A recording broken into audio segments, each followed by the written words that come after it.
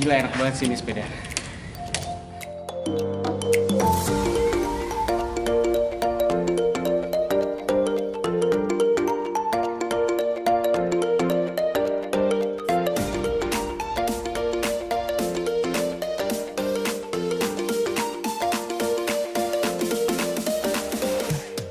Polygon menurut kita masih merupakan brand sepeda yang menjadi top of mind di masyarakat Indonesia. Kalau lo tanya ke masyarakat awam tentang sepeda, pasti yang pertama mereka sebut adalah Polygon. Nah, sejauh ini mereka hanya fokus di kelas MTB dan juga kelas road bike. Itu terbukti di beberapa seri MTB-nya itu laris banget. Bahkan kalau kita ke toko sepeda, di depan toko sepeda itu udah ditulis Polygon habis. Apalagi di beberapa bulan terakhir, musim sepeda itu lagi marak-maraknya banget. Nah, bagaimana dengan sepeda lipat? Kalau menurut gue di sepeda lipat mereka nggak terlalu fokus ya, karena terbukti mereka hanya keluarkan 2 seri sejauh ini. Seri yang terbaru tentunya, mereka ambil nama yang lama yaitu Urbano Series. Mereka keluarkan dalam 2 seri yaitu Urbano 3 dan Urbano 5. Bagaimana impresinya? Di depan gue udah ada Urbano 3 dan kita akan review. Saksikan semuanya di video ini.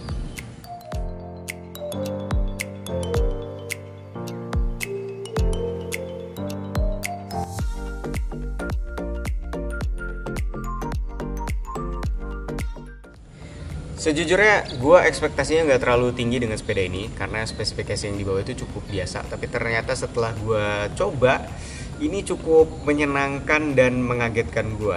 Kita mulai reviewnya dari depannya dulu. Nah, untuk bagian depan lo bisa lihat ini ukuran bannya adalah 20 inch, jadi 2406, bener-bener 20 murni. Ini bannya juga dari Kenda. Dan gue baru pertama kali lihat Kenda yang modelnya kayak gini ya, jadi ada garis-garisnya gitu. Enak dibawanya dan cukup empuk juga pas dibawa. Menurut gue ini di atasnya Kenda Quest ya. Secara pembawaan itu lebih rigid dan lebih nyaman kalau dibawa. Nah, untuk bagian velg ini ukurannya hanya 2 jari. Jadi memang kecil sekali walaupun sudah double wall. Tapi menurut gue kalau dilihat secara langsung ya, ini kelihatannya tuh lebih keker. Jadi memang mempengaruhi banget tampilan si velg ini dengan bodi sepeda. Nah, untuk frame seperti ini menurut gue ini cukup cocok dan cukup masuk dengan ukuran frame yang model begini. Ada detail-detail kecil, ada tulisan Urbano di sininya, di bagian sini dan sini. Nah, untuk hub dia nggak ada mereknya, sudah quick release dan ada tulisan close dan nggak ada mereknya juga.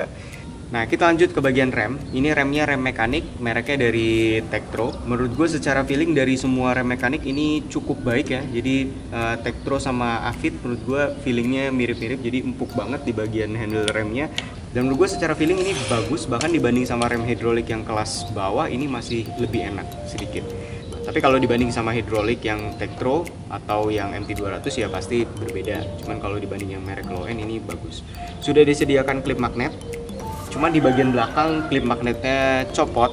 Dan gue udah lihat di beberapa grup yang pakai Urbano, memang katanya sih Urbano di klip magnet belakang itu mudah sekali copot. Jadi ini sepertinya PR untuk si Polygon untuk kerasin si bagian klip magnetnya. Nah, kita lanjut ke bagian fork. Ini forknya masih bahan besi dan kalau lo lihat lagi bentuknya itu dari atas ke bawah itu besar dan mengecil ke bagian bawah. Nah, menurut gue ini bagus ya, cantik sekali modelnya. Dan untuk kelas-kelasan ya brand besar seperti Polygon harusnya sih bagus dan terbukti di sepeda ini bagus banget.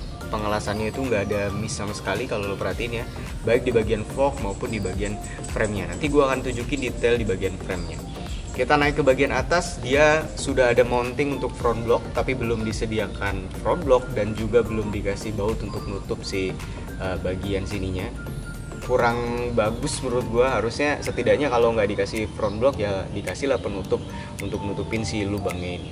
Untuk bagian kabel, lu bisa lihat ini dilipat dengan rapih menurut gue ya. Jadi dari defaultnya, dari beli dia udah ke bagian kiri semua kabelnya. Jadi itu bagus sekali menurut gue, detail kecil gitu diperhatikan. Dan dikasih penutup kabel yang cukup panjang. Jadi kelihatannya kabelnya tuh rapih, hanya satu line gitu aja.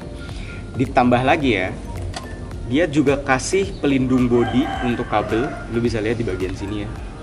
Tuh, jadi dikasih tuh sama dia supaya ngelindungin si bodinya, karena di beberapa seri sepeda lipat itu kalau kabelnya nyentuh ke bodi itu pasti biasanya ada tanda di bagian sini, jadi ngerusak si bagian catnya.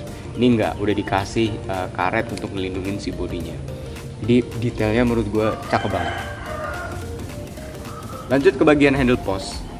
Sebetulnya awalnya gue pikir ini handle postnya nggak begitu rigid dan stabil ya, karena modelnya tuh hanya satu kuncian. Walaupun secara penguncian gue suka ya, jadi cuma satu gini aja terus ditarik. Jadi mudah sekali. Cara pengoperasian ini mudah banget, bagus. Mirip-mirip sama punyanya si Pacific Analog ya, secara pengoperasian. Tapi secara sistem penguncian ini cukup berbeda, karena ini modelnya hanya satu pengunci di bagian sini ya, kalau lo bisa lihat, dan masih pakai pair gitu. Jadi sistemasinya masih model lama, bukan yang baru.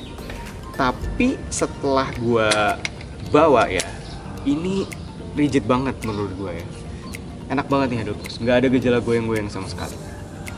Kita naik ke bagian atas. Kalau handle postnya menurut gua bagus banget secara kerigidan, nggak ada gejala goyang dan nggak ada gejala bunyi. Beda sama klemnya. Kalau klemnya ini menurut gua parah banget ya, gak enak banget. Di bagian sisi-sisi ini tajam sekali, lu bisa lihat, dan kecil banget ukurannya. Di bagian atasnya juga begini. Jadi lebih baik kalau gua sih gua kencengin aja sekalian, jadi dikunci sesuai sama ukuran berkendara, jadi udah gitu aja, stop di situ. Jadi klemnya menurut gua kurang begitu bagus ya dibanding sama Element, bahkan dibanding sama Pacific menurut gue ini masih di bawahnya ya. Terlalu tajam dan dia nggak pikirin sampai menghaluskan di bagian klem ini. Untuk handlebar ukurannya pas menurut gue, dan untuk bagian rem lo bisa lihat ini dari Tektro. Ini empuk menurut gue ya. Jadi kalau dibanding sama rem mekanik merek lain, ini bagus menurut gue ya. Nah untuk bagian shifter ini dari Altus, walaupun di bagian RD dia pakai Claris. Nanti kita akan lihat bagaimana performasi RD Claris di sepeda ini. Nah untuk handlebar ini gue suka banget ya. Walaupun kayaknya kalau dilihat dari model tuh kayaknya kok ribet banget modelnya, banyak motif-motif. Ini ada tulisan apa ya, IN gitu ya. Ada tulisan IN gitu, IN. Jadi dikumpulin gitu. Tapi kalau dipegang ini tuh enak banget ternyata. Modelnya agak sedikit golok gitu. Kalau lo bisa lihat, ada grip juga di bagian sini. Dan ini enak. Jadi karet gitu. Enak banget dibawanya. Udah disediain bel di bagian sini. Jadi secara kelengkapan juga cukup lengkap. Nah untuk bagian frame, lo bisa lihat ini menurut gua rapih banget ya. Dari depan ke belakang. Baik untuk pengelasan dan juga pengecatan nih cukup rapi. Dan kalau kita lihat di bagian dalam juga dia sudah dicat. Tuh ya, lo bisa lihat. Jadi menurut gue ini rapi banget secara pengerjaannya. Walaupun di bagian yang sering kepentok pun dia cat juga. Jadi bagus. Nah untuk bagian frame, kalau lo perhatiin lagi, ini kan mirip seperti Ecosmo. Tapi menurut gue agak sedikit beda ya, karena ininya hanya satu garis aja di bagian sini. Terus di bagian belakang itu sebetulnya dia ada belokan gitu. Cuman kalau Norris kan di bagian sini, kalau ini di bagian sini. Jadi benar-benar di bagian untuk anting RD-nya dia belokin sedikit. Kita lanjut ke bagian seat clamp. Ini sama aja seperti yang di handle post ya. Jadi gue sih kurang puas untuk bagian klampnya, ini tajam ya menurut gue. Jadi harusnya sih dia pikirin ya, karena ini kan sering banget kesentuh. Namanya juga sepeda lipat ya. Sering dilipat, sering dipegang, sering diturunin. Jadi ini tuh tajam, jadi kurang enak menurut gue sih ya. Nah untuk bagian sini dia udah kasih sleeve juga untuk si seat postnya bisa masuk ya. Jadi nggak gampang kegores. Kalau misalnya langsung ke besi kan dia gampang banget gores. Ini nggak, dia udah kasih sleeve, jadi lebih lancar dan juga nggak kegores. Nah untuk ukuran lo bisa lihat ini ukurannya 34.9, lebih besar sedikit dibanding yang 33.9. Ini ukurannya 34.9, jadi lebih gede. Dan menurut gue sih nggak kompatibel sama yang 33.9 ya. Jadi kayaknya kalau yang 33.9 agak sedikit kekecilan. Kita lanjut lagi ke bagian saddle. Kalau lo bisa lihat, ini saddle-nya dari NTT. Dan menurut gue secara model ini bagus banget ya. Jadi memang kelihatannya tuh mahal banget. Tapi apakah kalau dibawa bagus? Menurut gue ini di tengah lah ya posisinya. Jadi nggak enak banget, tapi juga nggak enak banget. Jadi menurut gue standar lah kalau misalnya lo dudukin. Tapi kalau dipegang sini empuk ya menurut gue. Dan cukup menopang pantat secara sempurna menurut gue sih ya. Untuk bagian crankset, sebetulnya dari awal lihat gue sedikit underestimate ya. Cranksetnya modelnya begini banget, jelek banget gitu secara tampilan. Tapi begitu dibawa ternyata walaupun ini masih BB kotak, dibawanya enteng ternyata. walaupun ini bebek kotak ya, entengnya tuh mirip-mirip seperti udah holotek, kayak sudah holotek, padahal ini masih bebek kotak. Jadi menurut gue sih bagus ya, entah dia baguskan di bagian BB-nya atau gimana, gue sih nggak ngerti, tapi ini secara pembawaan sih menurut gue cukup baik ya. Walaupun secara model nih nggak begitu bagus ya, ukurannya 52T, sudah dikasih pelindung untuk si rantainya supaya nggak lari. Kalau lo lihat lagi juga, ini bagian pedal ini sudah aluminium bahannya, jadi lipat dan aluminium. Gue sih suka nih ya model kayak gini, ukurannya juga menurut gue cukup pas. Nah untuk rantai, walaupun secara tampilan ini menurut gue kurang begitu bagus, tapi ternyata ini dari KMC dan secara kualitas menurut gue nih cukup baik ya rantainya. Kita lanjut ke bagian belakang. Di senjata utamanya dia pakai Shimano Claris. Tipenya menurut gue sih ini yang medium ya, jadi ukurannya medium.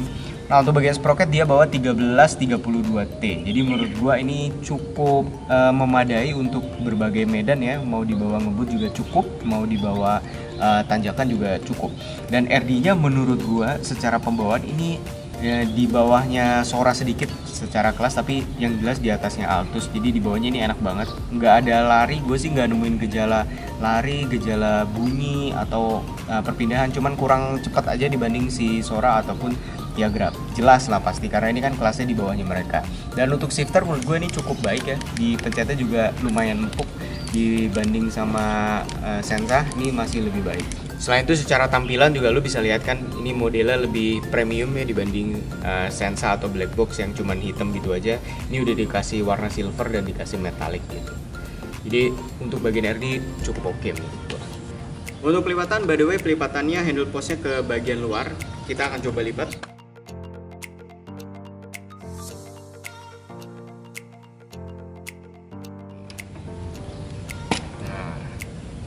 Rapat menurut gue ya. Apakah bisa didorong? Menurut gue ini cukup enak didorongnya. Tapi karena klip magnetnya sudah menghilang, jadi agak sedikit sulit. Walaupun ada klip magnetnya, sebenarnya kemarin kita sempat coba dorong dan kurang begitu enak ya, karena banyak goyang. Jadi kalau untuk didorong memang nggak seenak si elemen. Secara kelengkapan menurut gue cukup lengkap, udah disediain standar, dan lu bisa lihat standarnya juga menurut gue ini kualitasnya beda ya, bagus banget standarnya. Gue sih suka banget. Nah udah disediain klip magnet, cuma sayangnya klip magnet yang belakang itu mudah sekali copot. Udah dikasih bel juga di bagian depan. So kesimpulannya, apakah sepeda ini worth it untuk dimiliki? By the way ini sepeda sebetulnya HET-nya kalau di Rodaling itu 4 juta. Cuman barangnya susah sekali, kalau lo cari online itu harganya di atas 4,5 juta semua ya. Rata-rata jual di angka 5 jutaan. Jadi secara pembawaan menurut gua ini beda dibanding sepeda yang lain, jadi enak banget. Bahkan kalau misalnya kita cobain ke orang yang gak begitu sering sepedaan, kayak contoh kemarin kan Santi coba bawa, jadi ini menurut dia bahkan enaknya tuh sama seperti Norris yang pernah kita upgrade waktu itu. Jadi sepeda standar begini aja di bawahnya itu sama seperti Norris yang udah kita upgrade sebegitu banyak. Jadi udah diganti hubnya, udah diganti seramik BB-nya, jadi memang secara feeling itu ini enak menurut gue. Dan gue bawa pun ini beda banget. Bahkan kemarin gue sempat tunjukin ke Santi, oh ini ternyata bisa di jumpingin loh kayak MTB gitu.